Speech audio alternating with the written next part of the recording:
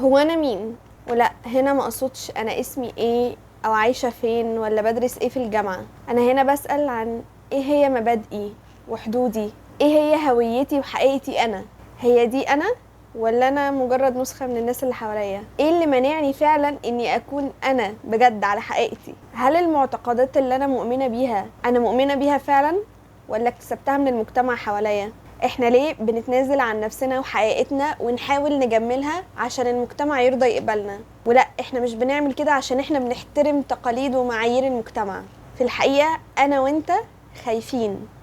احنا خايفين اننا نتنبذ، بنخاف نبقى احرار ونعبر عن افكارنا ومشاعرنا زي ما هي وببساطة زي ما تيجي تيجي. خايفين نتهجر، يتم انتقادنا، او العكس ان حد يحطني في مقام عالي قوي فابقى خايف اغلط.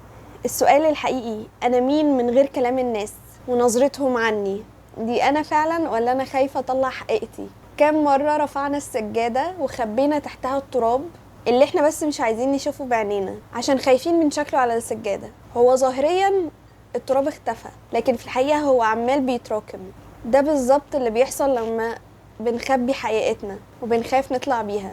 بس الحقيقي هو ان احسن حاجة ممكن نعملها اننا نظهر بحقيقتنا من غير خجل وخوف من الناس، واننا اصلا ما نستناش نظرة قبول من حد. طالما انت حاسس مشاعر معينة فانت حاسسها، مش محتاج ان حد يأكد لك ان المشاعر دي حقيقية او حتى يديك validation ويديك مشاعر من بره. احنا محتاجين نكون متصلين بنفسنا من جوه كويس قوي، ساعتها هنقدر نعبر عنها بدون خجل.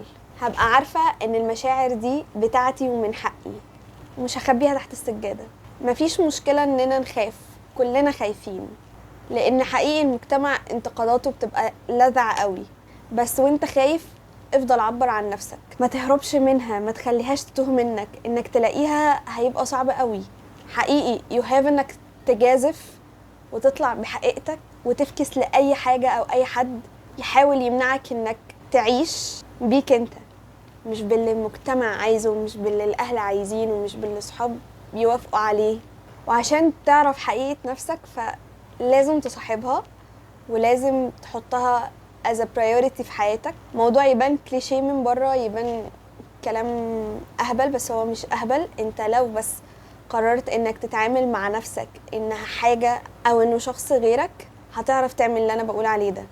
كام مرة، واللي انا متأكدة ان هي متتعدش من كتر ما هي كتير، بنبقى قاعدين متجننين كده لما النت يفصل، الموبايل يفصل، او نبقى قاعدين لوحدنا وما بنعرفش نقعد لوحدنا ونقعد نفرك في اي حاجة لمجرد اننا مش قادرين نواجه الحاجة اللي جوه والشخص اللي جوه ده.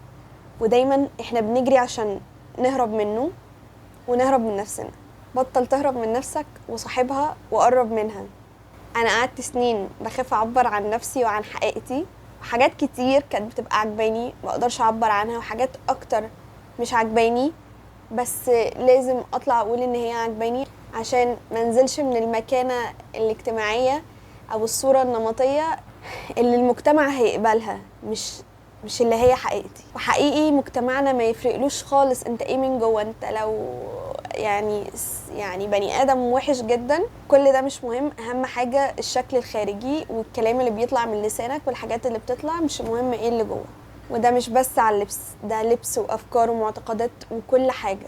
لكن انت من جوه لو بتفكر انك ممكن كده هو الشخص اللي قدامك، براحتك يا معلم، بس اهم حاجه انك ما تقولهاش بصوت عالي. ده اللي يفرق لنا. من الاخر ما تبوظلناش التورتايه وتقرر تحط فراولايه بدل الكريزه. هي الكريزه لازم تتحط حتى لو انت ما بتحبهاش. امسك ورقه وقلم، ابدا تاني، اكتب مخاوفك، اكتب الكور فاليوز بتاعتك.